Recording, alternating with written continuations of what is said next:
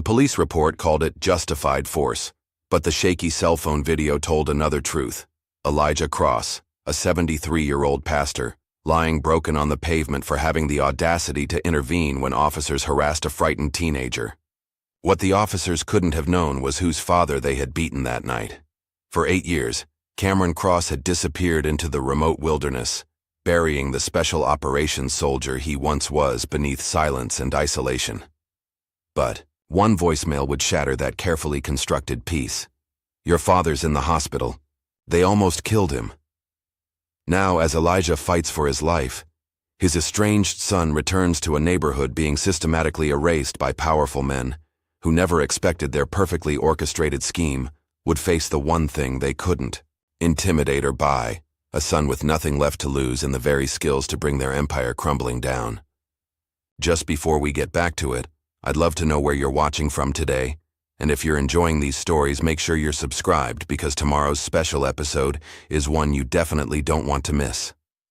The fluorescent lights of Walker's Corner store buzzed overhead as Elijah Cross placed his items on the counter. It was nearly midnight, but his eyes were bright with purpose despite the late hour. The small pile included toothpaste, soap, several packets of hand warmers, and enough sandwiches to feed at least 10 people.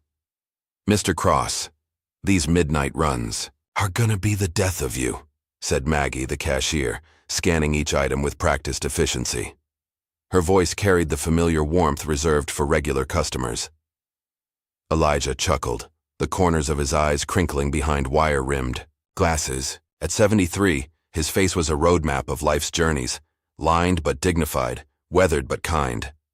"I'm too old for these midnight runs, Maggie, but the shelter doesn't get many visitors this late." He counted out exact change from a worn leather wallet.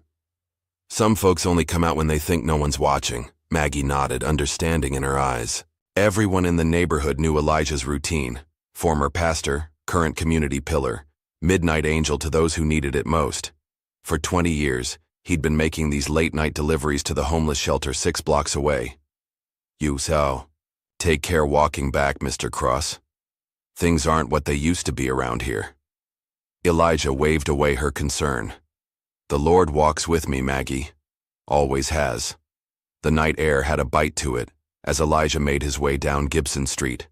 Plastic bags hanging from each hand, streetlights cast long shadows across cracked sidewalks. Some buildings stood proud and restored, fresh paint and new windows, while others remained boarded up, awaiting their turn in the neighborhood's uneven renaissance. As he turned onto Maple Avenue, voices echoed from an alley ahead. Elijah slowed his pace, squinting to make out the scene. 2 men in plain clothes had cornered a teenager against a brick wall. Even from a distance, Elijah could see the boy's hands trembling, his eyes wide with fear. "I swear I don't have anything. Please just let me go home," the boy pleaded, his voice cracking with adolescent terror. One of the men pressed closer.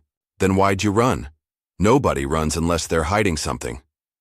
Elijah hesitated only a moment before setting his bags down by a lamppost. Some instincts ran deeper than caution. He'd spent his life stepping into difficult situations. This was no different. "Evening, gentlemen," Elijah called, approaching with deliberate calm. "Everything all right over here?" The 2 men turned sharply, one tall and broad-shouldered, the other shorter with a shaved head. Neither looked pleased at the interruption. "Police business," said the taller one, flashing a badge too quickly for Elijah to read. "Move along." Elijah maintained his measured pace, hands visible at his sides. "I was just concerned about the young man. He seems frightened." The teenager, no more than 16, wearing an oversized hoodie and jeans, looked at Elijah with desperate relief. "Sir, please," the shaved-headed officer cut in, "this doesn't concern you. My name is Elijah Cross. I run the community center over on Washington. Maybe I could help mediate whatever's happening here." He turned to the boy. "Son, are you all right?" Before the teen could answer, the taller officer stepped between them. "You're interfering with police business, old man. Last warning." "I'm just trying to ensure everyone's safe," Elijah said, his voice steady. "The boy doesn't appear to be armed or dangerous." "He matches a description," the shorter officer snapped. Now back off before you're obstructing justice. Elijah stood, his ground, hands still open at his sides. I'd like to see some identification, please, and I'd like to know what this young man is suspected of. The air changed. Something dangerous flickered across both officers' faces. Run, Elijah whispered, to the teen. The boy bolted, fear propelling him down the street faster than either officer could react. The taller one swore loudly, turning his fury toward Elijah. You just helped a suspect escape. He's a child who is scared, Elijah countered calmly. If you have legitimate... The first blow caught Elijah by surprise. An open palm against his chest, sending him stumbling backward. Before he could regain his balance, the shorter officer grabbed his arm, twisting it behind his back with unnecessary force.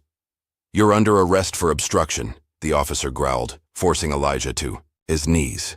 Please, there's no need for... Elijah's words were cut short by a punch to his ribs. Pain bloomed sharp and immediate. Shut up. You should have walked away when you had the chance. What followed was brutal and efficient. Blows rained down, calculated to hurt without leaving obvious marks, except where they didn't care. Elijah tried to protect himself, but his 73-year-old body was no match for their trained violence. He heard something crack in his chest, tasted blood. Through swelling eyes, Elijah saw a figure watching from the shadows, a homeless man with a phone partially raised, recording. Their eyes met briefly before darkness edged Elijah's vision. Enough, the taller officer finally said. Get him out of sight. They dragged him deeper into the alley, his heels scraping concrete, and dumped him behind a dumpster like discarded waste. The last thing Elijah heard before consciousness slipped away was one officer saying to the other, Nobody's gonna miss another old black man. Morning light filtered through the windows of Riverside Hospital's intensive care unit. Elijah lay, unconscious, machines beeping steadily beside him. His face was nearly unrecognizable, swollen, bruised, with a split running through his bottom lip. A tube helped him breathe, and bandages wrapped his chest where 3 ribs had fractured. In the hospital waiting room, a small television mounted in the corner played the local morning news. An elderly man was hospitalized last night after a confrontation with police officers in the Gibson neighborhood, the anchor reported with practiced neutrality. Video emerged showing part of the incident, where officers appear to be defending themselves from an aggressive man who interfered with an arrest. The footage played, grainy and shaking, starting only after Elijah had been forced to the ground. The context missing, the beginning absent. Without the lead-up, it looked like officers restraining someone who wouldn't stay down. The officers involved have been placed on administrative leave pending an investigation, the anchor continued. The police union has issued a statement defending the officers' actions as necessary force against an individual who allegedly helped a suspect escape custody. 500 miles away, in a remote cabin nestled among pine trees, Cameron Cross sat cleaning a hunting rifle with methodical precision. At 35, his body was a weapon honed by military service. Lean muscle, precise movements, and eyes that revealed nothing. The cabin's interior was Spartan. No photographs on the walls, minimal furniture, nothing personal except a trunk in the corner. His phone sat on the table, ignored. 15 missed calls in the past month. Cameron never answered. After 8 years in Special Operations Forces, the silence of the mountains had become his only peace. When the phone buzzed again, he nearly ignored it. But something, instinct, perhaps, made him check the screen. Unknown number. Cameron let it go to voicemail. A minute later, curiosity won. He pressed play. My name is Thomas Washington. You don't know me, but I know your father. The voice was deep, urgent. Your father's in the hospital. They almost killed him. Riverside Hospital, room 307. He might not make it this time. Cameron's hand tightened around the phone. 8 years of practice detachment cracked. Just slightly. He crossed to the trunk in the corner, opening it for the first time in years. Inside lay a stack of unopened envelopes, all addressed, in the same careful handwriting. Beneath them, a photograph. A younger Elijah with his arm around a teenage Cameron, both smiling. A lifetime ago. Cameron pulled out the photo in one letter, still sealed. He didn't open it. Not yet. Instead, he reached for his duffel bag. 24 hours later, Cameron walked through the doors of Riverside Hospital. He wore jeans and a plain gray t-shirt, his military bearing impossible to disguise despite civilian clothes. His face betrayed nothing, no fear, no anger, no grief. Just assessment. As he approached the nurse's station, an elderly woman watering plants in the hallway dropped her watering can. Water pooled at her feet as she stared. "Lord have mercy," she whispered. "Cameron Cross." He nodded once, barely acknowledging. "Her. We didn't think you'd ever come back," she continued, her voice low enough that only he could hear. "Not after what happened with your mother." Cameron's jaw tightened imperceptibly. "Room 307, was all he said before walking past. The ICU was quiet except for the steady beeping of monitors. Cameron paused in the doorway of room 307, his stoic expression finally faltering. The man in the bed barely resembled the father he remembered. Elijah's face was a landscape of bruises in various shades of purple and yellow. His breathing was shallow despite the oxygen tube. Cameron moved to the bedside chair with military precision. He sat rigidly, hands clenched into fists on his knees. For a long moment, he simply watched the rise and fall of his father's chest. "I never got to say I was sorry," he finally whispered, voice rough from disuse. "He wouldn't want your sorry," came a woman's voice from the doorway. "He'd just want you here." Cameron turned to see a young nurse standing there, dark hair pulled back into a practical bun. Her name tag read, Amira. "Are you his doctor?" Cameron asked. "Just his nurse. But I know your father well. He runs a literacy program at the community center where my little brother goes." She hesitated, then stepped inside, closing the door behind her. "The official story is wrong." Cameron's eyes narrowed slightly. "What happened? Your father was protecting someone, a teenager who was being harassed by those cops." She reached into her scrubs pocket and pulled out a USB drive. "My cousin sees everything from his spot near the liquor store. He caught most of what happened." Cameron took the drive, his fingers closing around it. "Your dad was protecting someone again," Amira said softly. "He's still a hero, even if no one sees it." After she left, Cameron remained motionless beside the bed. The weight of the USB drive felt like a burning coal in his palm. The next morning dawned gray and drizzly as Cameron walked the streets of his childhood neighborhood. 8 years had changed things. Once familiar corner stores now sported artisanal coffee signs. Abandoned lots had transformed into modern apartment buildings with luxury living banners. Yet pockets remained untouched by this selective renaissance. Blocks where poverty still pressed against every surface. Elijah's neighborhood sat at the crossroads of these two worlds. Cameron noted which buildings were boarded up, which had scaffolding suggesting imminent renovation. The pattern wasn't random. "Well, I'll be damned. The prodigal son returns." Cameron turned to see a man approaching. Early 30s, clean-cut but with faded tattoos visible at his neckline. Something familiar in the stance. "Aaron?" Cameron asked, recognition dawning. In the flesh, Aaron's smile didn't reach his eyes. "Didn't think you'd remember me. Been a minute. You look different." "Yeah, well, the old man saved me. Got me into rehab. Helped me get custody of my kid back." Aaron studied Cameron's face. "You disappeared." There was no accusation in the words, just fact. Cameron didn't deny it. "How is he?" Aaron asked. "Unconscious. Beaten badly." Aaron shook his head slowly. "Not right what they did. Not right at all." He looked up and down the street before continuing. "That boy he was helping? Marcus. Good kid. Works at the grocery on weekends." "I need to find him," Cameron said. "He's scared. Cops told him they'd come for his family if he talked." Aaron paused. "But he's working today. Pierce's Market on Westfield." Cameron gave a single nod of thanks. "Your father never gave up on any of us," Aaron called after him. "Not even you." Pierce's Market was mostly empty when Cameron walked in. Behind the register, A lanky teenager with nervous eyes scanned items for an elderly woman. Cameron waited, browsing canned goods until the store emptied. The boy's hands trembled as he straightened items by the register. "Marcus?" Cameron approached slowly, hands visible. The teenager froze, eyes darting toward the exit. "I'm not here to hurt you," Cameron said quietly. "I'm Elijah Cross's son." Recognition and relief flooded the boy's face, followed immediately by shame. "I ran," he whispered. "I ran and left him there."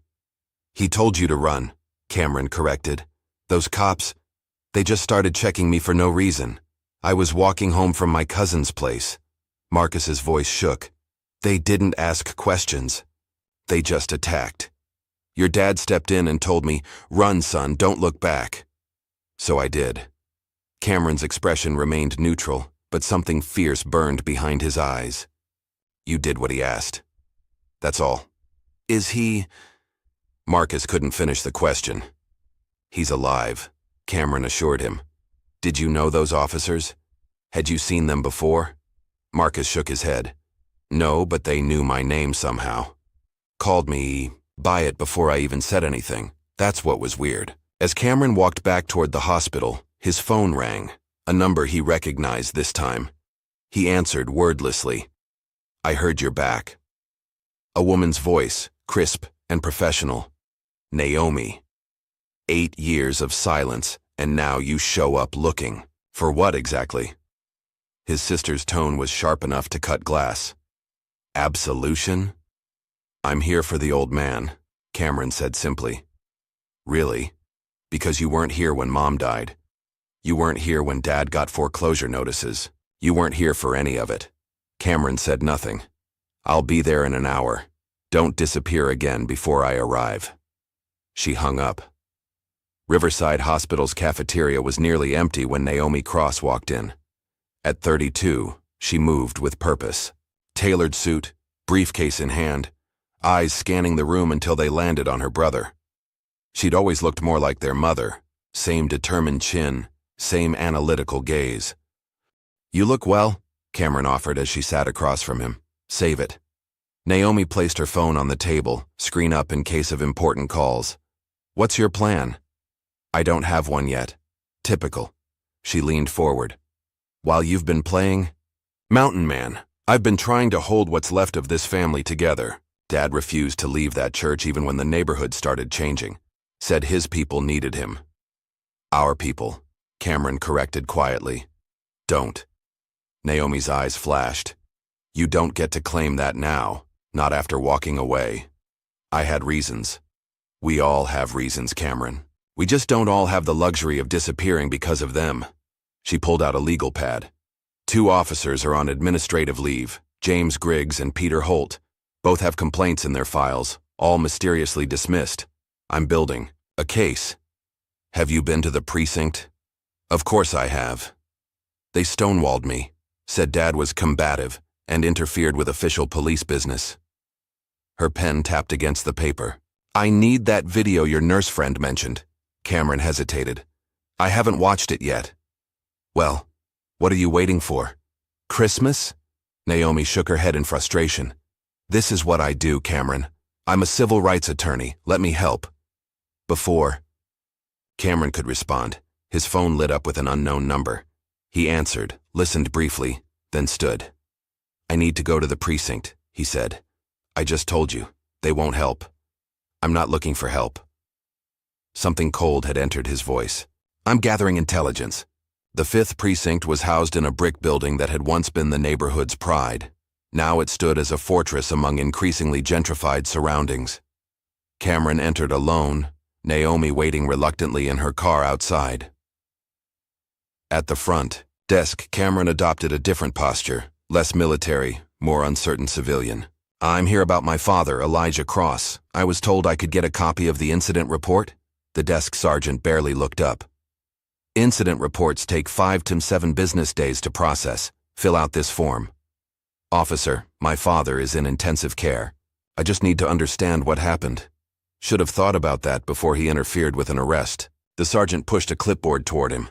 "Fill it out or leave." As Cameron took the clipboard, a door opened behind the desk. Two officers walked through, one of them pausing when he saw Cameron. "You the Cross kid?" The officer was stocky, with closely cropped hair and hard eyes. His nameplate read, Griggs. Cameron met his gaze evenly. "I'm Elijah Cross's son, yes," Officer Griggs smirked. "Word of advice? Old man should have stayed in bed where he belongs." The clipboard bent slightly in Cameron's grip, the only outward sign of the rage flowing beneath his calm exterior. "Thank you for the suggestion," he said evenly. As Griggs walked away laughing, Cameron committed every detail of his face to memory. That night, Cameron slept in his father's modest home for the first time in 8 years. The house was exactly as he remembered. Worn furniture, walls lined with books, and photographs everywhere. Photographs Cameron had avoided looking at for nearly a decade.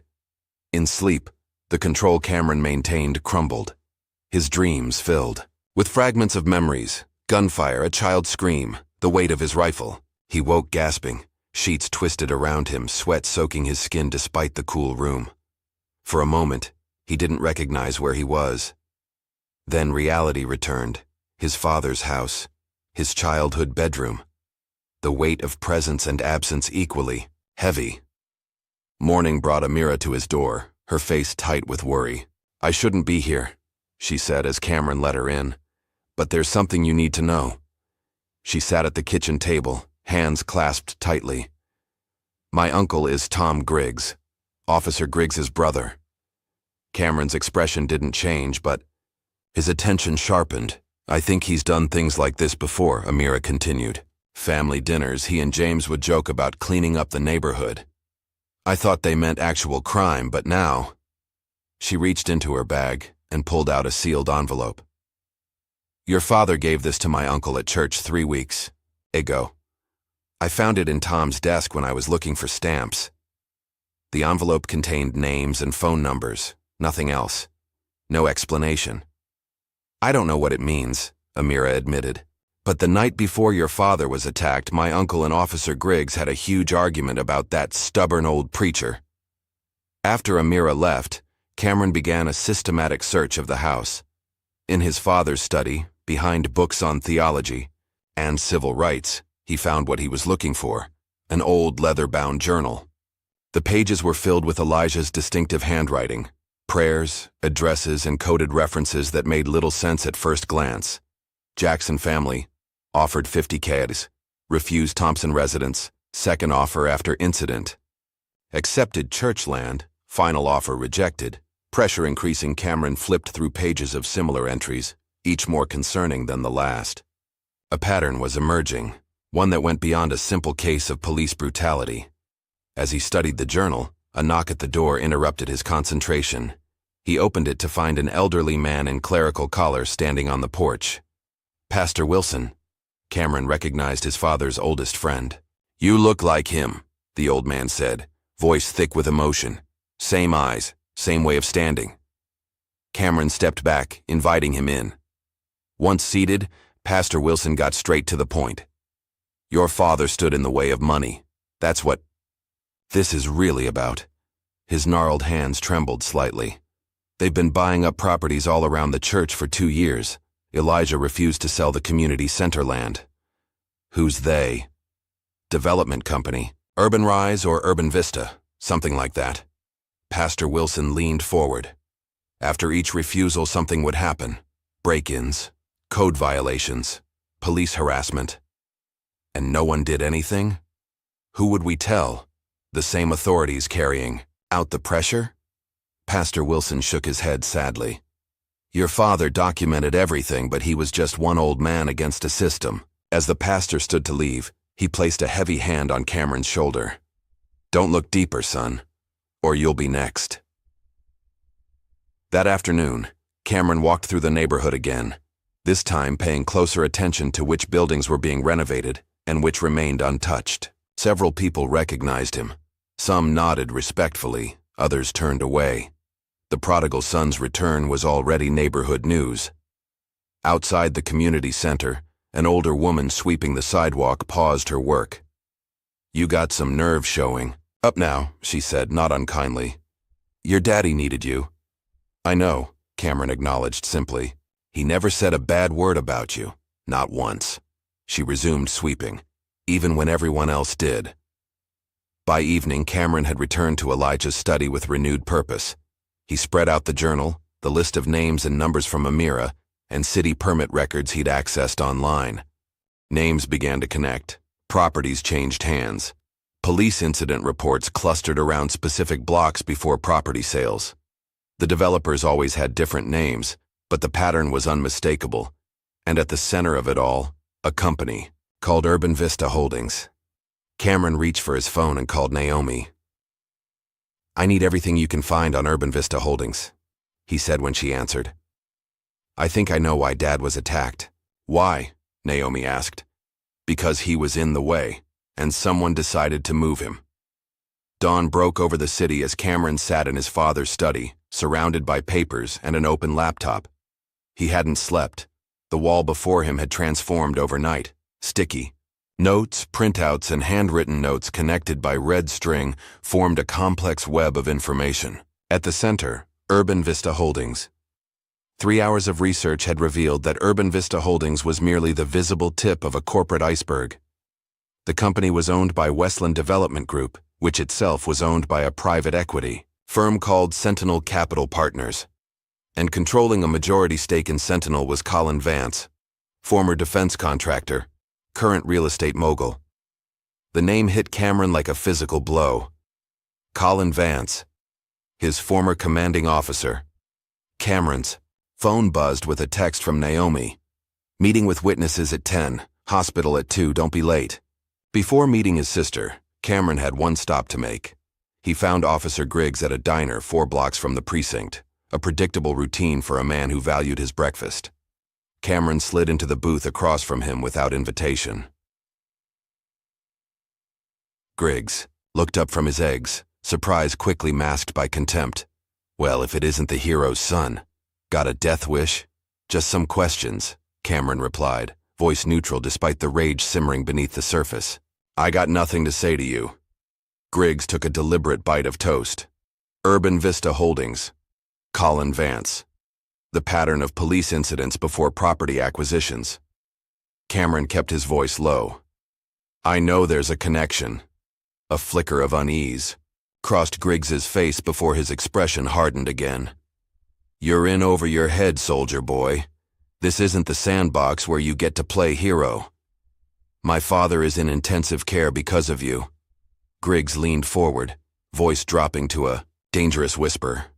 "Your father was in the way. We're doing the city a favor, cleaning it up." His eyes narrowed. "Did 4 tours in Iraq before joining the force. I know your type. Think you're special because you wore a fancy uniform? You're just another guy who couldn't hack it in the real world." Cameron remained perfectly still, his control absolute. "If my father dies, there won't be enough distance on this earth to save you." Griggs smirked. "Is that a threat?" "No." Cameron stood smoothly. "It's intelligence." At the hospital, Cameron found Naomi already in their father's room. The sight stopped him at the threshold. Elijah was awake, eyes open though clouded with pain medication. The breathing tube was gone, replaced by a nasal cannula. "Dad?" The word felt foreign on Cameron's lips after so many years. Elijah's eyes found him, recognition dawning slowly. "Cameron," he whispered, voice raspy from the tube. "You came." Before Cameron could respond, a nurse entered to check Elijah's vitals. Naomi pulled Cameron into the hallway. "He woke up an hour ago," she explained. "He's confused, in and out. Doctor says it's the medication and concussion." "Has he said anything about what happened?" "Fragments. Not enough for a statement." Naomi's professional facade cracked slightly. "But he recognized you. That's something." When they returned to the room, Elijah had drifted back to consciousness. His gaze tracked them as they approached the bed. "The boy?" he asked, the words slurring slightly. "He's safe," Cameron assured him. "You told him to run." Relief softened Elijah's battered features. "Good." His hand trembled as he reached for Cameron's. "They wanted..." He paused, struggling for words. "Wanted God out of this place." Cameron leaned closer. Who, Dad? Who wanted you gone? Man in the blue suit. Offered money. Said it was time for progress. Elijah's eyes closed briefly. When I said no, he said, sometimes progress needs a push. Naomi took notes as Elijah spoke, her attorney's mind cataloging potential evidence. Dad, we need to go public with the video, show what really happened. No, Cameron said firmly. Not yet. Are you serious? Naomi's voice rose. We have evidence of police brutality, clear evidence, and they have lawyers, media connections, and the system on their side. Cameron's expression was unyielding. One video showing a partial beating won't bring down what's happening here. We need more. So what's your plan? Shadow ops? Something like that. Elijah's voice interrupted their argument. Listen to each other, he murmured before drifting back to sleep. The siblings fell silent, the rebuke landing squarely despite their father's weakened state. Later that afternoon, Cameron met with Jefferson Taylor, a former city housing inspector, who had agreed to talk after receiving a call from Pastor Wilson. They sat in Jefferson's modest apartment, blinds drawn despite the bright day. I was fired 3 months ago, Jefferson explained, hands fidgeting with a coffee mug. Official reason was budget cuts. Real reason was I wouldn't sign off on code violations that weren't there. For properties Urban Vista wanted to acquire, Jefferson nodded. They'd target a block. Suddenly, we'd get anonymous complaints about buildings. I'd be sent to inspect with very clear instructions on what to find. He pulled out a folder of documents. I kept copies of everything. Reports I refused to falsify. Emails suggesting where to look. This is exactly what we need, Cameron said, relief evident in his voice. Would you be willing to make a statement? Already written it up, Jefferson slid the folder across the table. Just need to get it notarized. They arranged to meet the following morning at Naomi's office. As Cameron stood to leave, Jefferson caught his arm. Your father stood up when no one else would. I'm doing this for him. That night, Cameron received a call from Amira. Her voice was tight with panic. Someone followed me home from the hospital, a black SUV. It circled my block 3 times before parking down the street. Are you alone? Cameron was already grabbing his keys. Yes, my roommate's away for the weekend. Lock your doors, stay away from windows. I'll be there in 15 minutes. When Cameron arrived, he did a thorough sweep of Amira's apartment building before coming to her door. She let him in, face pale with fear. Earlier today, a car nearly ran me off the road, she said once they were inside. It swerved toward me at the last second. Could have been an accident, but it wasn't, Cameron finished. He moved methodically through her apartment, checking windows and sightlines. Pack a bag. You're not staying here tonight. While Amira gathered her things, Cameron installed simple security measures, chair wedges, for doors, window alarms from a nearby hardware store. As he worked, he explained his findings about Urban Vista and Colin Vance. They're not just after one property. They're reshaping entire neighborhoods, he said. And they're using police to help clear the way. But why target me? Amira asked, emerging with a small overnight bag. Because you helped us. Because you're connected to both sides through your uncle. Cameron checked his watch. My contact at City Hall gave me access to their server room tonight. I need to drop you somewhere safe first. I'm coming with you, Amira said firmly. I've been accessing medical records for your father. I know my way around secure systems. Cameron assessed her for a long moment before nodding once. Stay close. Do exactly as I say. Under cover of darkness, they slipped into the Department of Urban Development's offices. Cameron's contact, a janitor whose son had been helped by Elijah's youth program, let them in through a service entrance before continuing his rounds. We have 20 minutes before the security sweep, Cameron whispered as they navigated dimly lit hallways to the server room. Inside, Amira kept watch while Cameron connected a device to the main terminal. Years of military intelligence work made the intrusion methodical and swift. Files copied rapidly, emails, development plans, surveillance data. Look at this, Cameron murmured, pointing to a folder labeled Targeted enhancement zones. The maps on screen showed neighborhoods divided into color-coded sections. Red zones, primarily black neighborhoods including Elijah's, were marked for comprehensive redevelopment. They're not just buying properties, Amira realized. They're mapping entire communities for takeover. Cameron scrolled through more files, each more damning than the last. Listen to this. Surveillance protocols for at-risk zones have been implemented. Assets in place. He looked up at Amira. They're talking about police officers. They've turned them into private security for a development company. A sound in the hallway froze them both. Cameron quickly disconnected his device, data secured. They slipped out through an emergency exit, alarm disabled by Cameron's military-grade tech. Safely back in Cameron's car, Amira finally asked the question that had been building. How do you know how to do all this?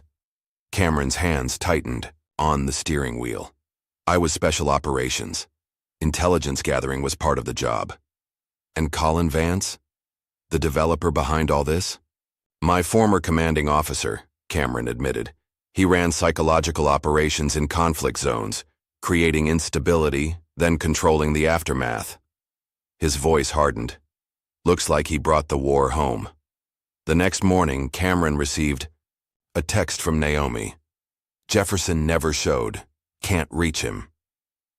By afternoon, the news confirmed Cameron's worst fears. Jefferson Taylor had been found dead in his apartment. Heart attack, according to the preliminary report. He was 42 and ran marathons, Naomi said when they met at the hospital. There's no way this was natural. It wasn't, Cameron agreed. They're eliminating loose ends. Naomi paced the small waiting room. I've been offered a position with Walker and Associates, prestigious firm, double my current salary. She stopped, facing Cameron. The offer came with a warning to drop any involvement with Dad's case. What are you going to do? What do you think? Naomi's eyes flashed. I told them to shove their blood money, but it means they're worried about what we might find. As they visited Elijah, who remained in and out of consciousness, Cameron shared his discoveries from the server room. The siblings began mapping connections between Urban Vista Holdings, the police department, and City Hall. It's not just a few corrupt cops, Cameron explained. It's systematic. They're using military intelligence tactics in civilian life to reshape communities. Naomi's phone buzzed with a news alert. They're saying Jefferson had a history of heart problems, she read aloud. That's a lie.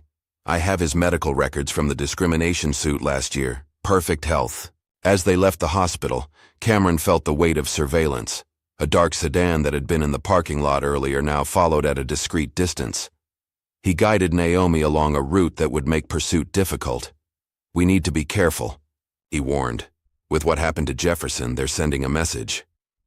I need to get back to the hospital, Naomi said. I want to pull the security footage from the night Dad was brought in. It might show something. I'll do it, Cameron offered. Less conspicuous.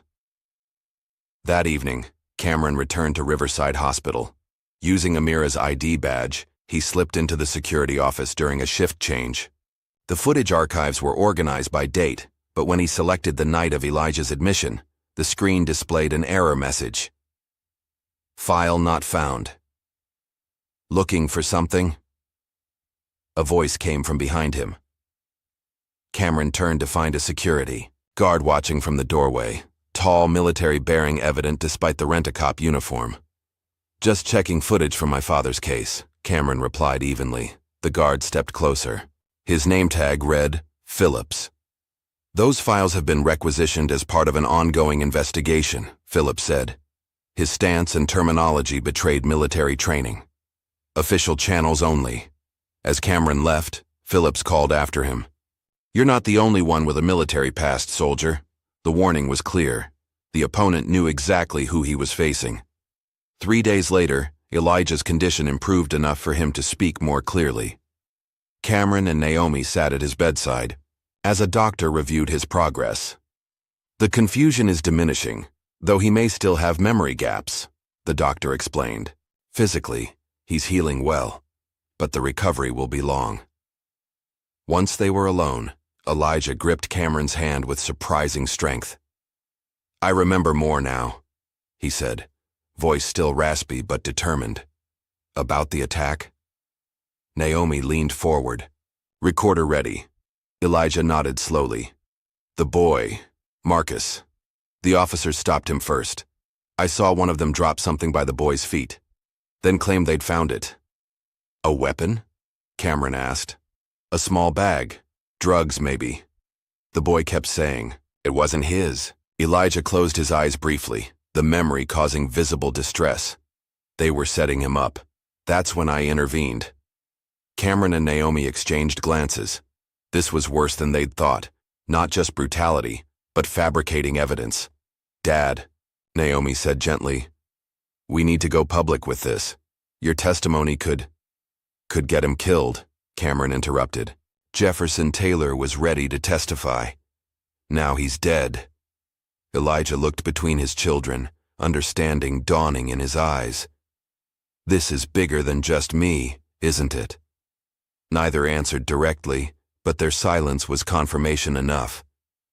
That evening, while Cameron met with contacts who might have information about Colin Vance, Naomi remained at their father's house. In his study, surrounded by decades of his life's work, she found herself drawn to a bookshelf containing family albums. Inside one, she discovered a bundle of envelopes, all addressed to Cameron, all returned unopened. She recognized Elijah's handwriting, the careful script that had filled church bulletins and community flyers for years.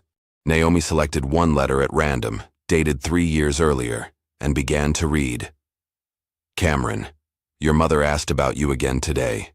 The treatments are taking their toll, but her faith remains strong, as does mine. I believe you will find your way home eventually. Not because you need forgiveness, there is nothing to forgive, but because you need to forgive yourself. The burden you carry was not yours to bear alone. When you're ready, we will be here.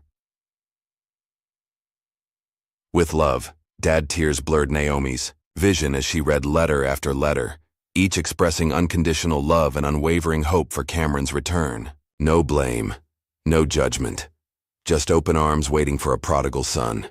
When Cameron returned near midnight, he found Naomi still in the study, the letters spread around her. "He never stopped loving you," she said quietly. "Even when the rest of us were angry, he just kept writing these letters, kept your room ready." Cameron stood in the doorway, his carefully constructed walls threatening to crumble. "I didn't deserve his faith." "Maybe that's the point of faith," Naomi replied. "It's not about deserving." The next morning, Cameron drove Amira to her shift at the hospital. They sat in silence until she finally asked the question that had been building between them. "What happened? Why did you leave?" Cameron stared straight ahead, hands tight on the steering wheel. For a moment, Amira thought he wouldn't answer. Then, voice low and controlled, "My last mission. Raid on a suspected weapons cache in a remote village. Intel was wrong. There were no weapons, just families." His expression remained frozen, but something broke in his eyes. "A child ran toward us. I thought he had a grenade. It was a toy." Amira said nothing, simply listening. "I killed him. 7 years old." Cameron's voice cracked for the first time. "When I got home, I couldn't face my father. His whole life was about saving people. Mine became about killing them. Is that why you stayed away when your mother got sick?" Cameron nodded once.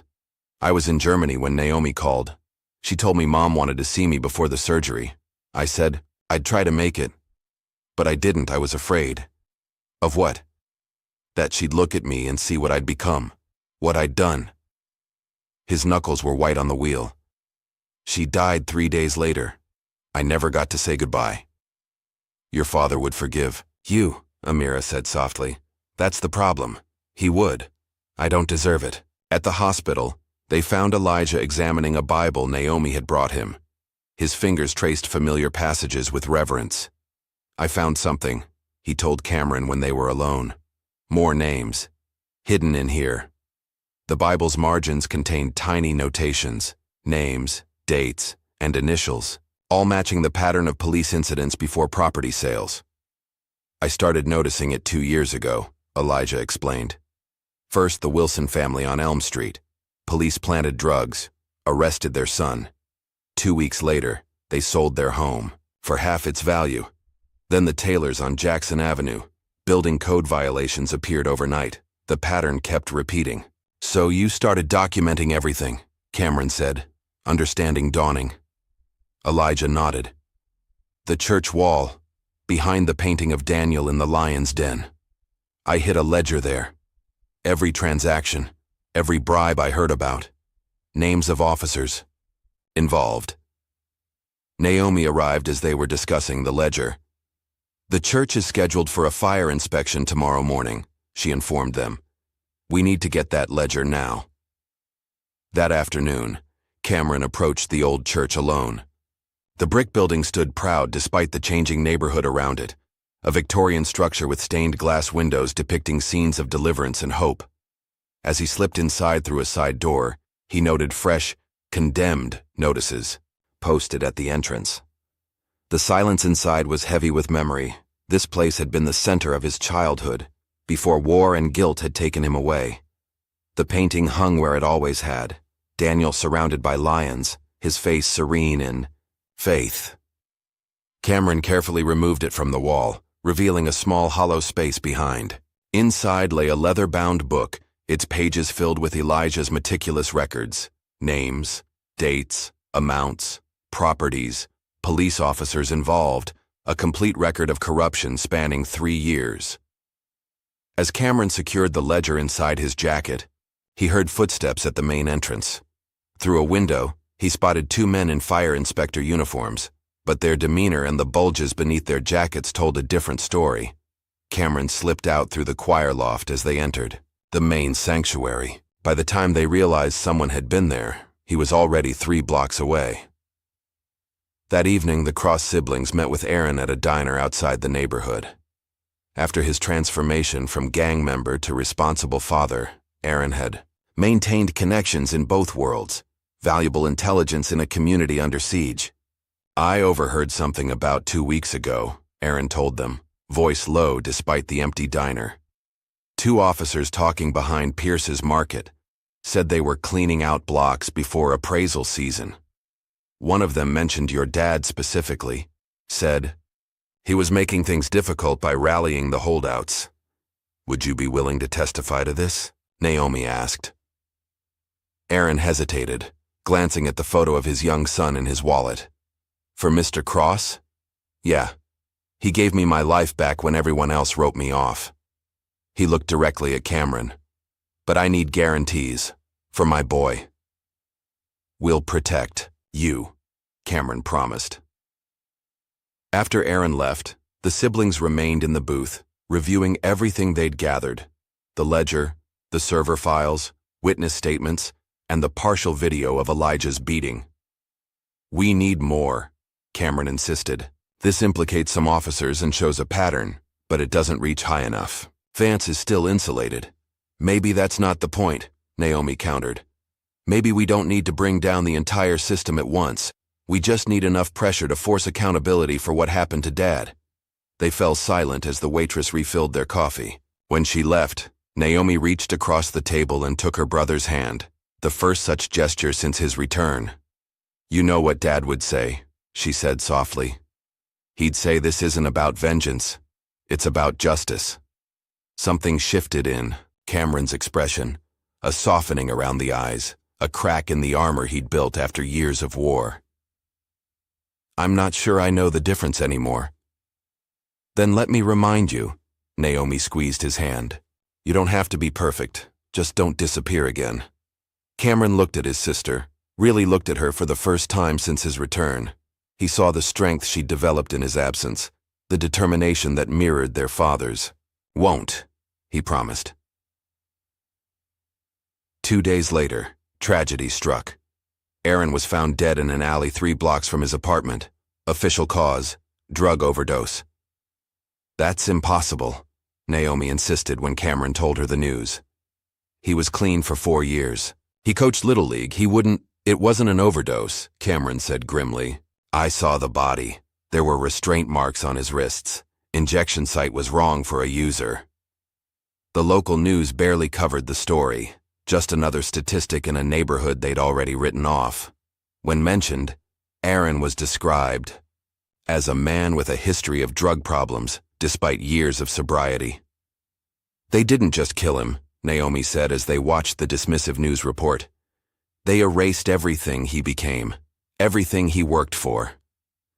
Cameron stood by the window watching police cars cruise slowly past Elijah's house for the third time that day. His face was carved from stone, but a dangerous fire burned in his eyes. "No more peace talks," he said finally. "It's time to go to war." Naomi rose and stood beside him, her expression equally determined but tempered with their father's wisdom. "No," she corrected. "It's time to make them listen to the truth, with everyone watching." 3 days after Aaron's murder, the alley, where his body was found transformed from a forgotten space between buildings to a sea of candlelight. Hundreds gathered, standing shoulder to shoulder in quiet defiance. Handmade signs reading "Justice for Aaron" and "We Remember" rose above the crowd. Cameron stood at the edge, watching as Naomi took her place beside Aaron's mother and 7-year-old son. Whatever hesitation his sister might have felt about going, public had vanished with Aaron's death. Now she moved with the righteous anger of someone who had nothing left to lose.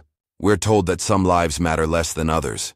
Naomi's voice carried through the crowd without need of amplification. "We're expected to accept when our neighbors are found dead in alleys, when our elders are beaten in streets, when our community is dismantled piece by piece," the crowd murmured in agreement. Aaron Turner was a father, a coach, a man who rebuilt his life after mistakes. The system wants you to remember only his past, not the future that was taken from him. Her voice broke slightly as she looked at Aaron's son. "But we will remember all of him, and we will demand answers." As Naomi spoke, Cameron noticed at least 3 unmarked police cars parked at the perimeter. Officers inside watched through tinted windows, documenting faces in the crowd. Cameron memorized their license plates while keeping his face turned away from their cameras. By morning, our Justice for Aaron was trending locally. Pictures of the vigil appeared on news sites, though most mainstream outlets buried the story beneath more comfortable headlines. "It's not enough," Cameron said as he and Naomi reviewed media coverage from Elijah's kitchen table. "They're treating it as a local human interest story. We need national attention." Naomi nodded, laptop open before her. "Which is why I just sent this to the editor of the Tribune." She turned the screen to show him an op-ed titled, "The Price of Progress: How Development Dollars Buy Police Power." The byline read, "Anonymous." It details everything: the pattern of police harassment before property sales, the targeted neighborhoods, the connections to Urban Vista. Naomi closed the laptop. "Not enough specifics to identify our sources, but enough truth to make them nervous." "When does it run?" "Tomorrow morning, front page of the digital edition." Naomi sipped her coffee. "And I've sent copies to 6 other major outlets. Once one publishes, the others won't want to be left behind." Cameron studied his sister with newfound respect. "Dad would be proud." "He taught me well." Naomi's smile was bittersweet. "Fight the system from within. Use their own tools against them." The op-ed hit like a thunderclap. By noon, it had been shared thousands of times across social platforms. The final line became a rallying cry across the city. "We are not disposable, not anymore." As predicted, competing outlets scrambled to follow up with their own stories. Local reporters who had ignored the pattern began digging into property records, police complaint histories, and development plans. Cameron and Naomi monitored the coverage from Elijah's hospital room. Their father was sitting up now, color returning to his face despite the lingering bruises. "They're calling me," Elijah said, gesturing to the stack of messages Naomi had brought. Reporters, community leaders, former parishioners, all reaching out now that the story was gaining momentum. "You don't have to speak to any of them," Cameron assured him. Elijah shook his head slowly. "All those years preaching about standing for truth, and now I'd hide? No, son. When the moment comes, we must be ready to speak." A nurse interrupted with news that would accelerate their timeline. "There's someone in the lobby asking for you," she told Cameron. "Says his name is Davis. Says he has the full video of what happened to your father." The man waiting in the hospital lobby was rail-thin with weathered skin and wary eyes. He clutched a battered backpack to his chest, like it contained precious cargo. "You're his son?" he asked when Cameron approached. Cameron nodded. "I filmed it, all of it." Davis glanced nervously around the lobby. "Been hiding since. They've been looking for me." "How did you find us?" Naomi asked. "Heard about the vigil. Figured if you were brave enough to do that, I should be brave enough to come forward." He reached into his backpack and pulled out an older model phone. "It's all here. From the beginning. Before they touched him. Shows everything." Cameron took the phone, opened the video file, and pressed play. The footage was shaky but clear enough. Elijah calmly approaching the officers, hands visible. The teen backing away in fear. No aggression from Elijah, only measured words. Then the first officer shoving him, the situation escalating into brutality within seconds. "This changes everything," Naomi whispered. Within hours, Naomi had made a secure copy of the full video and released it through legal channels to select media outlets. By evening, it played on screens across the city, the unedited truth of what had happened to Elijah Cross. The response was immediate and overwhelming. Hundreds gathered spontaneously outside the police precinct. More assembled at City Hall. Signs reading "Justice for Elijah" appeared in windows and on street corners. Unlike the sanitized news coverage that had followed the initial incident, this time the story couldn't be contained. The image of a respected elder being brutalized for protecting a teenager cut through political divisions and forced uncomfortable conversations. Cameron monitored the protests from a distance, his military training allowing him to spot potential flashpoints and direct volunteer peacekeepers through secure messages. When police formed lines with riot gear, Cameron ensured protest marshals created buffer zones to prevent confrontation. "We're not here for conflict," he instructed the volunteer team. "We're here to be seen, to be heard. No one gets hurt today." As public pressure mounted, Colin Vance finally emerged from the shadows. His media conglomerate connections flooded. Local airwaves with character assassination pieces. Experts questioning Elijah's mental health. Analysts suggesting the community center had been mismanaged. And talking heads implying that gentrification was merely natural urban evolution. One afternoon broadcast included a leaked medical report claiming Elijah suffered from early-stage dementia, a complete fabrication that nonetheless planted seeds of doubt about his testimony. "They're desperate," Naomi observed as they watched the coverage. "Which means we're getting close." Their progress came with escalating costs. The following morning, Naomi received notice of an ethics complaint filed against her with the State Bar Association. The anonymous complaint accused her of leaking confidential legal materials and witness tampering. "This is absurd," she fumed, reading the formal letter. "They've suspended my license pending investigation. Every case I'm working on is now in limbo." "They're isolating us," Cameron said, "cutting off your professional resources, testing our resolve." That evening, a message appeared in Cameron's encrypted email, an address he'd used only for military communications years ago. The sender identified only as Scope. "I have access to Urban Vista's encrypted server backups, full documentation of their operations, payment records, communications with city officials and law enforcement. Everything you need to blow this wide open. But I have one condition. Burn them all publicly. No deals, no settlements, complete exposure. If interested, reply with the coordinates of your father's church. I'll find you." Cameron traced the message through multiple proxies, but the sender remained hidden behind sophisticated security measures few civilians could manage. When he showed Naomi, her legal mind immediately raised concerns. "Could be legitimate, could also be a trap to catch us doing something illegal," she warned. "Only one way to find out," Cameron replied, typing the church coordinates. The response came within minutes. "Tomorrow, midnight, the Westview Tower, service. Entrance, come alone. Bring tools for digital extraction."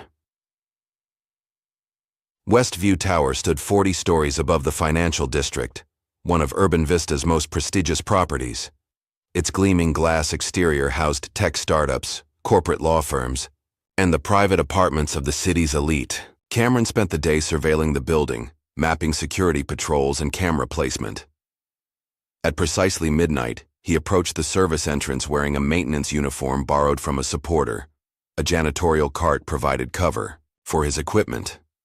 Inside, he found the service elevator held open by a young woman with sharp eyes and purple-streaked hair pulled into a tight bun. "You're late, Cross," she said, though he was precisely on time. "Scope?" She nodded once. 14 minutes until the security patrol circles back. We need to move." They descended to a sub-basement level unmarked on public building plans. Behind, a maintenance room's false wall lay a server room humming with advanced equipment. "Urban Vista's shadow network," Scope explained as she bypassed security protocols with practiced ease. "They keep the sensitive operations off the main corporate systems. Parallel infrastructure for their less-than-legal activities." "How did you find this?" Cameron asked, connecting his extraction equipment. "I designed it." Scope's fingers flew across a keyboard. "Until I realized what they were using it for. Now, I'm making amends." The files they uncovered revealed a conspiracy, more extensive than even Cameron had imagined. Fake police reports generated to pressure residents, surveillance data on community leaders, and detailed timetables for neighborhood transitions. Most damning were folders containing direct communications between Colin Vance and high-ranking city officials, including specific orders regarding troublesome property holdouts. Elijah's name appeared in multiple exchanges. "The Cross situation requires immediate resolution. The community center property is essential to Phase 3. If he won't accept the final offer, move to alternate measures. The church is already slated for demolition due to structural concerns." CVAs they finished downloading the final files. An alert flashed on Scope's screen. "Security protocol initiated. Someone knows we're here." "How much time?" 2 minutes, maybe less. They cleared their digital footprints and slipped out through a loading dock moments before security swarmed the server room. From a safe distance, Cameron watched as private security vehicles surrounded the building. "They'll check cameras," Scope noted as they separated. "I've looped the basement footage, but be prepared to disappear for a while." The information they'd gathered was incendiary, enough to implicate dozens of officials, officers, and executives. But they still needed a credible insider from law enforcement, willing to confirm the pattern of police involvement. That potential witness appeared unexpectedly the following day. Officer Ray Mendez, a patrol cop who'd been with the department for 15 years, contacted Naomi through a secure channel provided by a mutual acquaintance. "I can't be seen with you," he explained during their clandestine meeting in a church basement across town. "But I've watched this happening for years. Your father was always good to my family. He deserves better than this." Mendez revealed that the corruption extended beyond property deals to include systematic targeting of young men in specific neighborhoods. "It's bigger than even you think," he told them. "They're targeting kids, teenagers mostly, getting them into the system young, creating records that follow them for life. Makes them easier to remove later when they want the properties." "Will you testify to this?" Naomi asked. Mendez hesitated before nodding. "With protection. My family, too. I've documented everything, dates, names, locations. It's all on a drive at my sister's house." They arranged for him to provide a sworn statement to a trusted judge the following morning.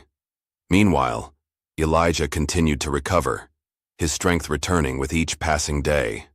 The doctors had cleared him for discharge within the week, though he would need ongoing physical therapy. When Cameron visited him that evening, he found his father sitting in a chair by the window, watching a gathering crowd below. Supporters had maintained a constant vigil outside the hospital, holding signs and singing hymns that floated up to Elijah's fourth-floor room. "They need something to believe in," Elijah said without turning. "More than justice for one old man." "It's about more than you now," Cameron acknowledged. "It's about the whole system." Elijah nodded slowly. "Then we must give them truth. All of it." The following evening, despite his doctor's protests, Elijah insisted on attending a community gathering. In the church courtyard, Cameron and Naomi helped him into a wheelchair, though he refused to remain seated once they arrived. Hundreds had assembled in the space: families, elders, children, community leaders. When Elijah rose shakily to his feet, leaning heavily on a cane, a hush fell over the crowd. For a moment, he simply stood there, his bruised face visible to all. Then, with a voice that carried decades of moral authority, he began to speak. "I may be old," he said, each word measured and clear, "but my God is still bigger than your lies." The crowd erupted in cheers and amens. Phones captured the moment, sending it instantly across social networks. It became the image the media couldn't ignore: an injured elder standing against Goliath, backed by his community. The disciplinary hearing against Naomi was scheduled with unusual haste, a clear attempt to discredit her before she could present their evidence publicly. She arrived at the courthouse flanked by 3 fellow attorneys who had volunteered to represent her pro bono. As the panel prepared to begin the proceedings, a court clerk hurriedly passed a tablet to the head of the ethics committee. The woman's expression shifted from officiousness to shock as she scrolled through whatever had appeared on the screen. "This hearing will be postponed indefinitely," she announced abruptly. Later, they learned what had happened. Minutes before the hearing, Scope had leaked a complete transcript of internal city emails proving the ethics complaint had been orchestrated by Bradley Wilson, a senior partner at Naomi's former firm with direct financial ties to Urban Vista. "They're scrambling," Naomi observed as they watched the afternoon news coverage, "making mistakes."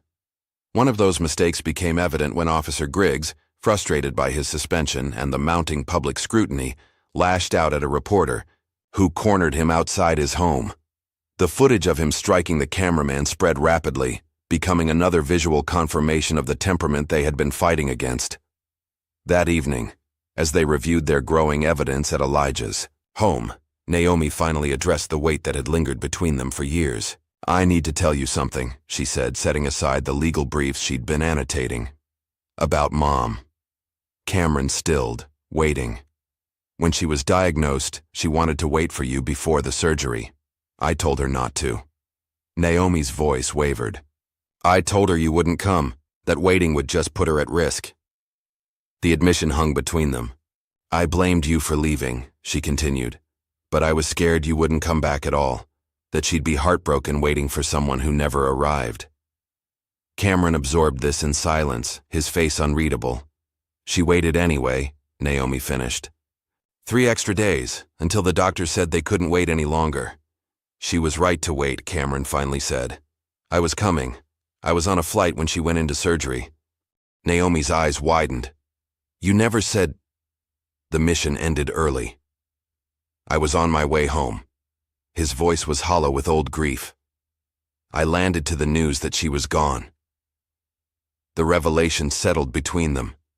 Years of blame and hurt, built on a tragic misalignment of timing and miscommunication. "I'm sorry," Naomi whispered. "Me too." Their reconciliation was interrupted by an encrypted message from one of Cameron's military contacts, a former member of his special ops team now working in private security. "Vance's tactics look awfully familiar. Remember Kabul, the displacement protocols? He's using the playbook here, running domestic psyops against civilians. Thought you should know." Attached was a document showing disturbing parallels between urban counterinsurgency tactics they'd used overseas and the methods being deployed in targeted neighborhoods: surveillance, strategic pressure points, and identification of community leaders for neutralization.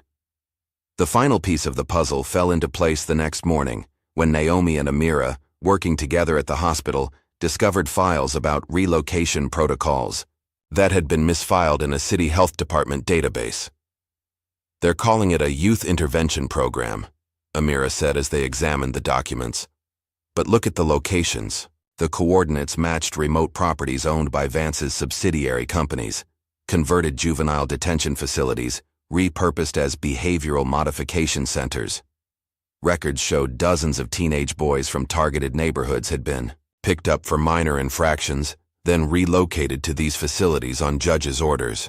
They're removing the next generation of community leaders," Naomi realized, "making sure there's no one left to organize resistance when they make their final push."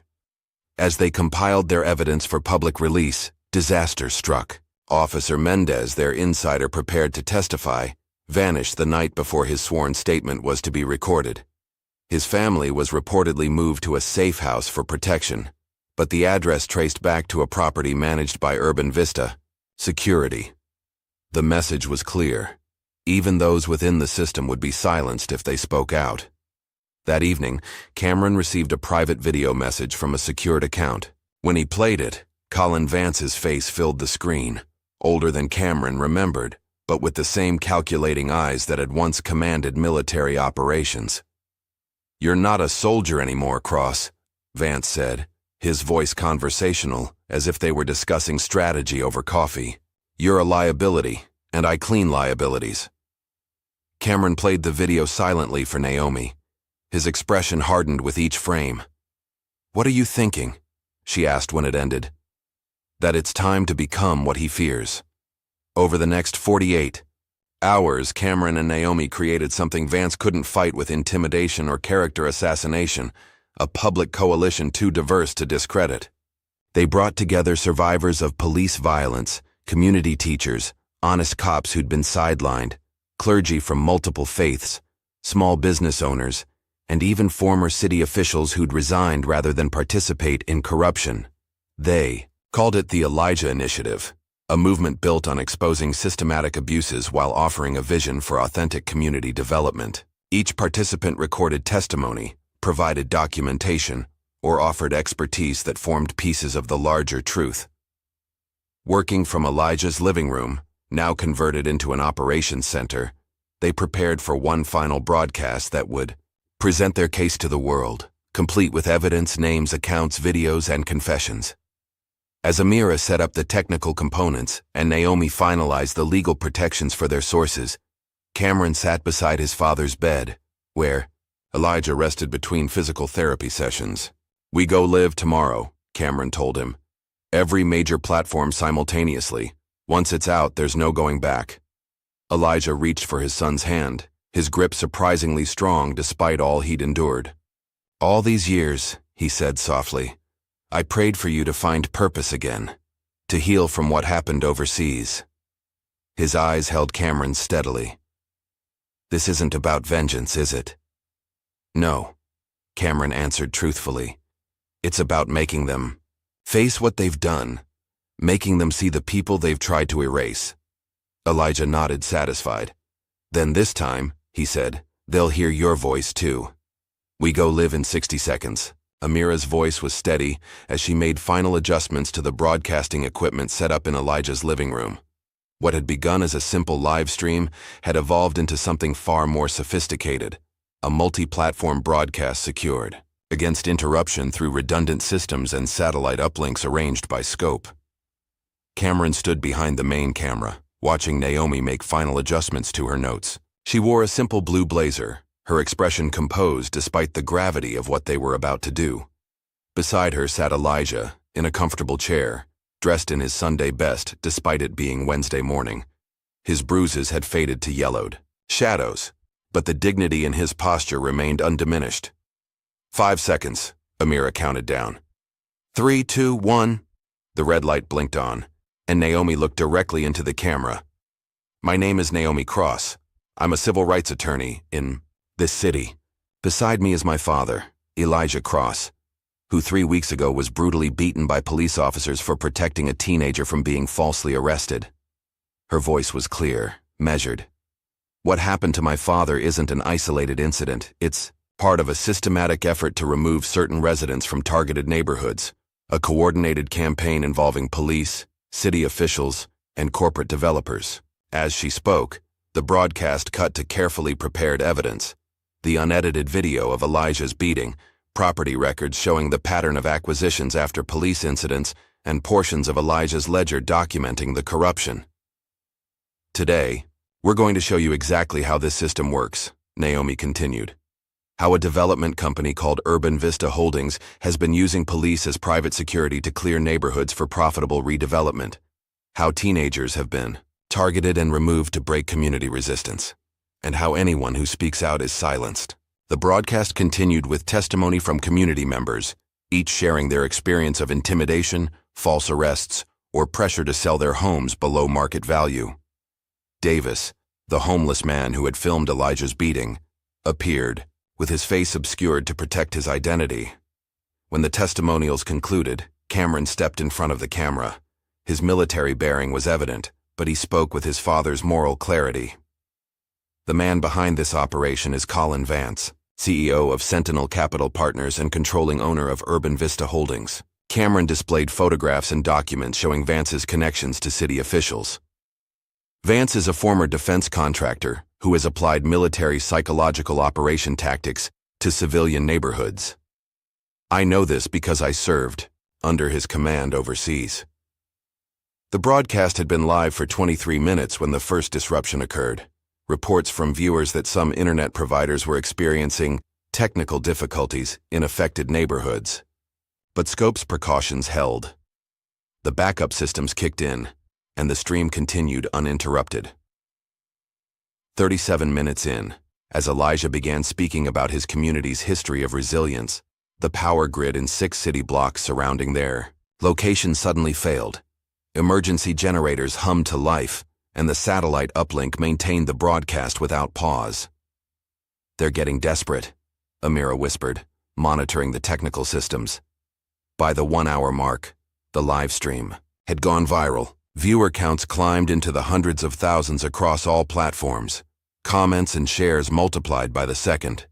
News networks began picking up portions of the broadcast, initially with skepticism, but with increasing seriousness as the evidence mounted. As they neared the conclusion, Naomi delivered the final piece of their case. A secure document drop containing the complete evidence package was simultaneously released to journalists, federal authorities, and watchdog organizations nationwide. "This isn't just about one beating or one neighborhood," she stated firmly. "This is about who has the right to exist in our cities, about whose lives are considered disposable in the name of profit." Elijah delivered the closing statement, his voice stronger than it had been since the attack. "We are not asking for charity or special treatment. We are demanding justice. We are reclaiming our right to remain in the communities we built when no one else would invest in them." As the broadcast ended, the team's mood was cautiously triumphant. They had presented their case to the world. Now they waited for the response. It came more swiftly than anticipated. Within hours, the police department held an emergency press conference, declaring the footage potentially manipulated and suggesting that outside agitators were attempting to destabilize the city. They announced a temporary lockdown of the precinct headquarters for security purposes and attempted to interrupt power to strategic areas of the city where protests were forming. The chaos they created only amplified the story. Backup generators kept the stream's archive available, and the systematic power outages struck many observers as confirmation of the corruption alleged in the broadcast. By evening, police in riot gear had formed perimeters around City Hall and downtown buildings owned by Urban Vista-affiliated companies. But the protests that emerged were disciplined and peaceful, community members standing silently with signs bearing the names of those who had been pushed out of their homes or wrongfully arrested. "Where's Vance?" Cameron asked as they monitored the situation from Elijah's house, now guarded by volunteers from neighboring communities. "Gone," Scope reported through their secure channel. "Private jet departed 2 hours ago, registered to a shell company in the Cayman Islands." Naomi frowned. "He's running." "No," Cameron corrected. "He's regrouping." Reports soon confirmed Cameron's assessment. News outlets carried the story that Colin Vance had departed on previously scheduled business, but would return to address these baseless accusations. Unnamed sources claimed Vance's jet was headed to a country with no extradition treaty with the United States. As night fell, the Cross family received unexpected support. 10 major city officials released a joint statement calling for an independent investigation into the allegations. The FBI announced they were reviewing the evidence. 3 officers from the precinct came forward anonymously, confirming parts of the story and offering additional documentation. The momentum seemed to be shifting, until Cameron disappeared. He had left to check on a community center that was serving as a gathering point for protesters. Naomi received a text, "All clear here," and then nothing. His phone went dark. Security cameras near his last known location showed a black SUV with tinted windows and no license plates. 4 hours passed without contact. Amira's monitoring system picked up increased police radio traffic using coded language. Scope's digital tracking showed Cameron's phone had been disabled, its last ping coming from an industrial area near the river. "They took him," Naomi said, her voice tight with fear and rage. "Vance's people." Elijah closed his eyes briefly, his lips moving in silent prayer. When he opened them, his resolve was clear. "Then we get him back." With Cameron missing, leadership fell to Naomi and Amira. They activated the network they'd built over the past weeks: community volunteers, sympathetic journalists, and even a few honest police officers who had reached their breaking point with corruption. Scope provided the breakthrough they needed. "I've accessed Urban Vista's security network. They're using a warehouse on River Street, one of their reclamation projects. Heat signatures show at least 6 people inside." Naomi knew they needed more than volunteers for this. She made one, called to a former client who ran an independent security firm staffed by veterans. The man owed his freedom to Naomi's legal defense years earlier. Now he would repay that debt. While Naomi organized the rescue, Cameron sat in a bare room in the warehouse, zip-tied to a metal chair. 2 men with military bearing guarded him, while a third, clearly in charge, circled him slowly. "You understand the position you're in, Cross," the man said. His voice was conversational, almost friendly. "Mr. Vance is disappointed. He saw potential in you overseas, thought you had the stomach for necessary actions." Cameron remained silent, his training allowing him to maintain calm despite the bruise darkening along his jaw. "We need you to make a statement. Retract the allegations. Say it was edited, manipulated for revenge." The man leaned closer. "You do that, everyone walks away. Your father gets left alone. Your sister keeps her license. Life goes on." Cameron finally spoke, his voice level. "You think this ends with me? It could. You don't understand what you've started." Cameron's eyes were steady. "My father taught me patience, taught me that justice doesn't come from one man. It comes from truth that can't be buried." The interrogator straightened, nodding to one of the guards who stepped forward with a cattle prod. "Everyone breaks, Cross. It's just a matter of time and technique." Hours passed. Questions. Pain. More questions. But Cameron had endured worse during military training. He retreated into the mental discipline that had kept him alive in combat zones, present enough to respond when necessary, but detached from the pain. They had moved to more direct methods when the power in the warehouse suddenly cut out. Emergency lights cast red shadows across the concrete floor. One of the guards moved to the window, then stumbled back as a small object crashed through the glass, releasing smoke into the room. What followed was precise and professional, a coordinated entry through 2 access points. Cameron recognized the efficiency of special operations veterans and how the rescue team neutralized his captors with non-lethal force.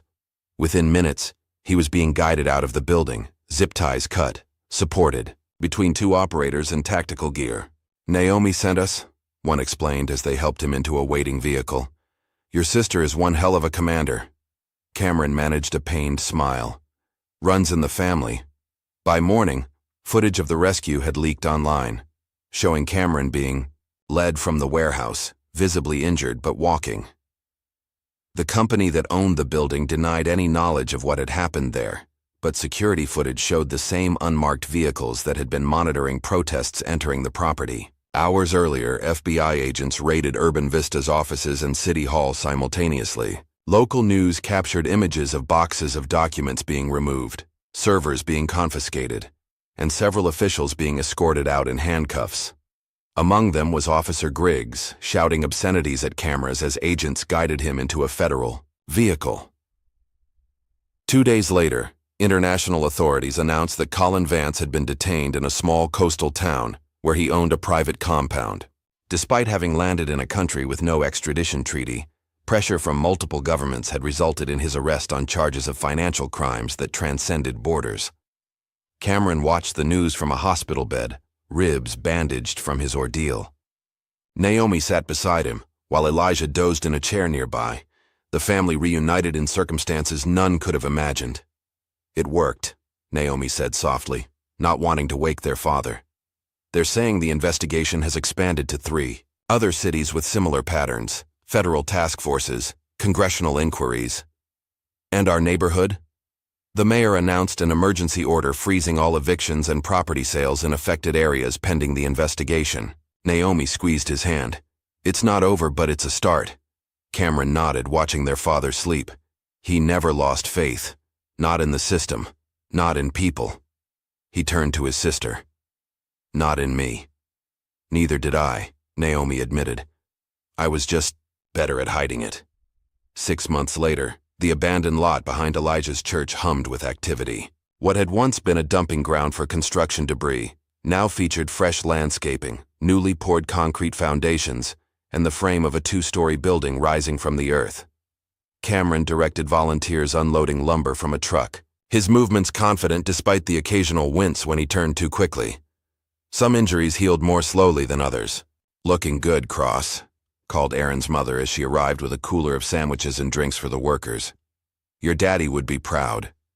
Cameron nodded his thanks, glancing toward the church where Elijah met with community members in his office, back to his routine of counseling and organizing, though now with a cane always at his side. The transformation of the lot into the Elijah Cross Community Center had become a symbol of the neighborhood's rebirth. What Urban Vista had planned as luxury condominiums was becoming something more valuable, a place for counseling, food distribution, job training, and youth programs. Across town, Naomi stood before the judicial committee that had once threatened her license. Now they listened attentively as she declined their offer of a position on the city's newly formed Civil Oversight Committee. "I appreciate the opportunity," she told them, "but I've decided to run for district attorney instead." The announcement sent ripples through the local political establishment.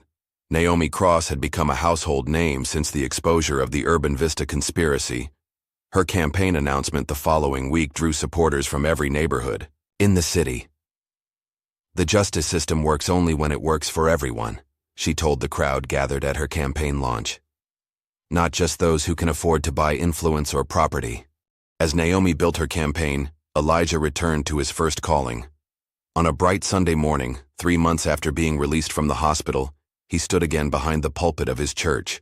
The building was packed beyond capacity, with people standing in the aisles and spilling out onto the steps outside. Cameron sat in the back row, watching his father address the congregation with the same fire and compassion he remembered from childhood. The bruises had faded, but the experience had marked him in other ways. A slight hesitation in his step, a deliberate care in how he moved. Yet his voice remained strong, carrying to every corner of the sanctuary. The enemy thought bruises would stop me, Elijah proclaimed, his words drawing murmurs of agreement. But bruises are how God marks survivors. Amens rose from the crowd.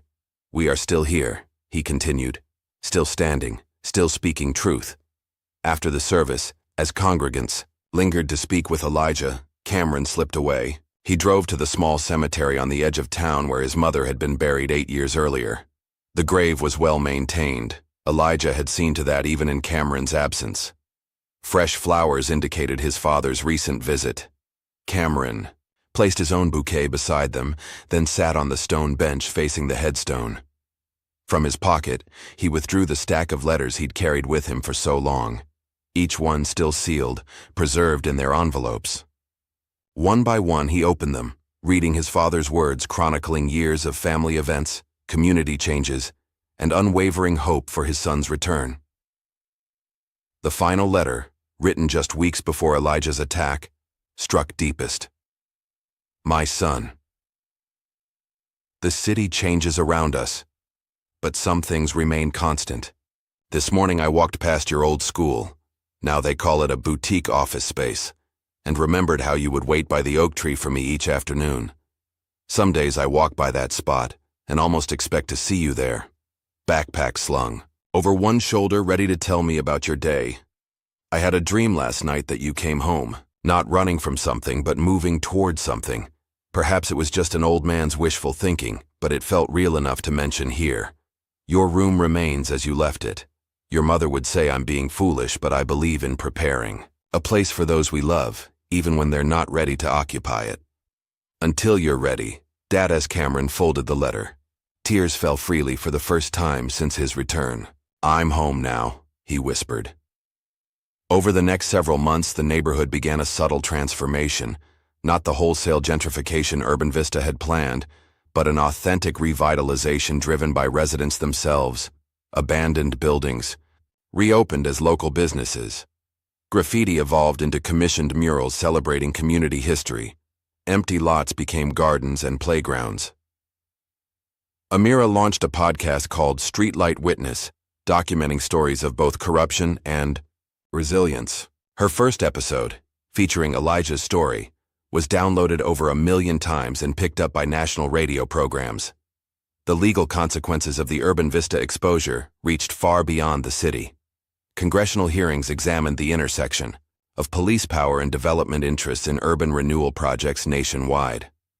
3 other cities launched investigations into similar patterns within their boundaries. New legislation was proposed to prevent the tactics that had been used to displace residents. On a warm afternoon 9 months after their family had been reunited by crisis, Cameron sat on the steps of the church watching children play basketball on the newly installed court beside the community center. Elijah emerged from the building, walking carefully with his cane, and lowered himself to sit beside his son.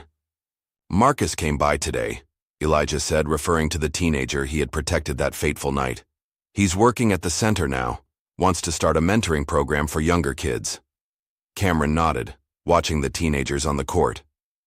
Continuing what you started. What we're all continuing, Elijah corrected gently. That boy told me something I wanted to share with you. He said, Mr. Cross, you didn't just save me. You gave me something to believe in. The words hung in the air between them, a testament to the power of standing firm when it would have been easier to step aside.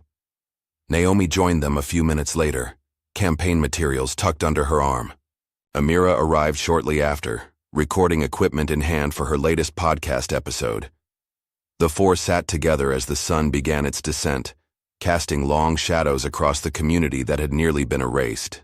Sometimes I think about what would have happened if you hadn't come back, Naomi said to Cameron. Someone else would have stood up, he replied. The truth doesn't depend on any one of us. Elijah smiled at his children, pride evident in his eyes. He looked out at the neighborhood, at families walking together, at storefronts being repainted, at garden plots taking root in once vacant lots. Justice isn't loud, he said softly. Sometimes it's just knowing we're still standing. As darkness fell, lights came on throughout the neighborhood. Warm glows from windows where families gathered, streetlights illuminating sidewalks where neighbors greeted each other, and the bright beacon of the community center where a new generation was finding its voice. The system that had once seemed invincible had not been completely dismantled. Such changes never happened all at once. But its machinery had been exposed, its power diminished by nothing more complicated than truth, spoken without fear. And in that simple victory was the seed of all others to come. What price would you pay to protect your home, your family, your truth?